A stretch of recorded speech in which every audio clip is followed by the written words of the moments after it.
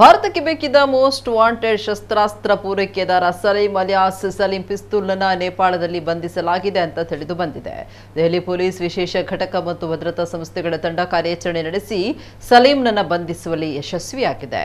ಸಲೀಂ ಪಿಸ್ತೂಲ್ ಕಳೆದ ಹಲವಾರು ವರ್ಷಗಳಿಂದ ಗ್ಯಾಂಗ್ಸ್ಟರ್ ಲಾರೆನ್ಸ್ ಬೆಶ್ನಾಯ್ ಹ್ಯಾಂಗ್, ಹಾಶಿಂ ಬಾಬಾ ಸೇರಿದಂತೆ ಅನೇಕ ದರೋಡೆಕೋರರಿಗೆ ಪಾಕಿಸ್ತಾನದಿಂದ ಗುಣಮಟ್ಟದ ಶಸ್ತ್ರಾಸ್ತ್ರಗಳನ್ನು ಪೂರೈಸ್ತಾ ಇದ್ದ. ಅಲ್ಲದೆ ಈತ ಪಾಕಿಸ್ತಾನ ಗುಪ್ತಚರ ಸಂಸ್ಥೆ ಐಎಸ್ಐ ಭೂಗತ ಪಾತಕಿ ದಾವೂದ್ ಇಬ್ರಾಹಿಂನ ಡಿ ಕಂಪನಿಯೊಂದಿಗೆ ಸಂಪರ್ಕ ಹೊಂದಿದ್ದ ಎಂಬುದು ತನಿಖೆ ವೇಳೆ ತಿಳಿದು ಬಂದಿದೆ. ಸಿಧು ಮೂಸೇವಾಲಾ, ಬಾಬಾ ಸಿದ್ದಿಕಿ ಕೊಲೆ ಪ್ರಕರಣ ಸೇರಿದಂತೆ ಪ್ರಮುಖ ಅಪರಾಧಗಳಲ್ಲಿ ಸಲೀಂ ಪಿಸ್ತೂಲ್ನ ಹೆಸರು ಕಾಣಿಸಿಕೊಂಡಿದೆ.